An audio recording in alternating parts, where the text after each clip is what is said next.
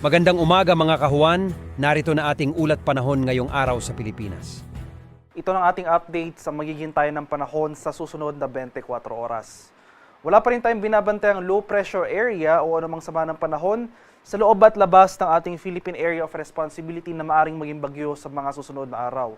Patuloy ang epekto ng Intertropical Convergence Zone o ITCZ na siyang magdudulot ng mga pag-ulan sa malaking bahagi ng Mindanao. Samantala, itong northeast monsoon o yung hanging amihan ay magdudulot rin ng mga pag-ulan at kaulapan sa ilang areas ng extreme northern Luzon. Dito sa Metro Manila at sa nalalabing bahagi ng ating bansa, makakaranas muli tayo ngayong araw ng fair weather conditions, bahagyang maulap hanggang sa maulap na papawirin. Sasamahan yan ng mga isolated rain showers or thunderstorms, kadalasan sa hapon hanggang sa gabi. At para naman sa magiging lagay ng ating panahon ngayong araw dito sa Luzon, dahil lang sa epekto ng hanging amihan o yung northeast monsoon, asahan natin na mataas na tsansa na makaulapan at pag-ulan sa mga lalawigan ng Batanes, dito sa Cagayan at sa area ng Apayao. For Metro Manila and the rest of Luzon, magpapatuloy itong maaliwala sa panahon ngayong araw. Magdala pa rin tayo ng pananggalang sa ulan dahil posible pa rin yung mga thunderstorms sa late afternoon to evening. Maximum temperature forecast para sa Lawag ngayong araw, posibleng umabot ng 31 degrees Celsius. 30 degrees naman sa area ng Tuguegarao at 24 degrees Celsius sa Baguio City. Maximum temperature forecast para sa Metro Manila ngayong araw, posibleng umabot ng 32 degrees Celsius. 32 degrees rin dito sa area ng Legazpi at 30 degrees Celsius sa bahagi ng Tagaytay.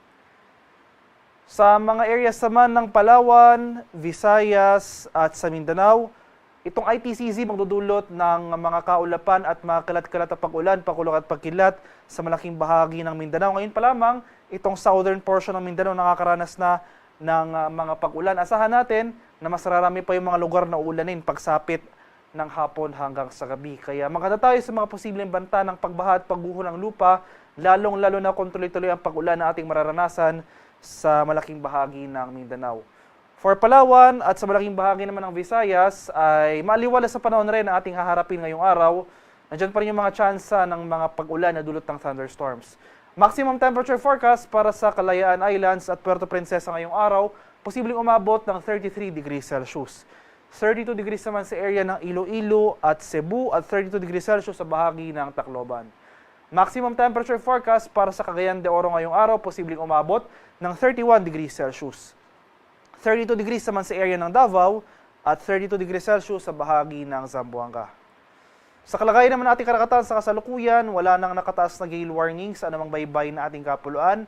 Ngunit iba yung pag-iingat pa rin sa ating mga kababayan na maglalayag, especially dito sa mga dagat baybay ng Hilagang Luzon, dahil posible pa rin tayo makaranas dyan, nakatamtaman hanggang sa maalong karagatan.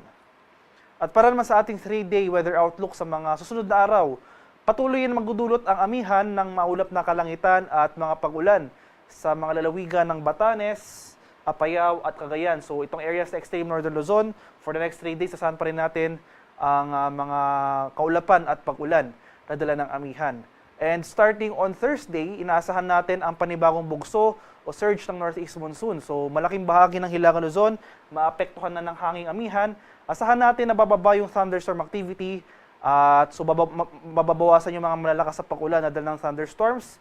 At kung magkakaroon tayo ng pag-ulan dito sa area ng Northern Luzon, ito yung mga light rains o yung mga pag-ambon na lamang. At asahan na rin natin yung pagbaba ng temperatura, especially sa madaling araw.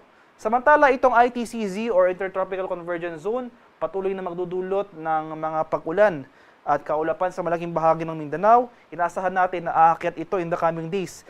Magpapaulan na rin sa ilang areas ng Eastern Visayas. Kaya itong mga lugar na ito, Mindanao at Eastern Visayas, sa mga susunod na araw, maghanda tayo sa mga posibleng banta ng flash floods at landslides.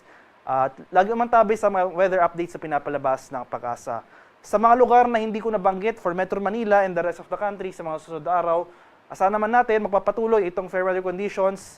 Magdala pa rin po tayo ng pananggalang sa ulan dahil hindi natin tinatanggal yung posibilidad ng mga thunderstorms sa hapon hanggang sa gabi.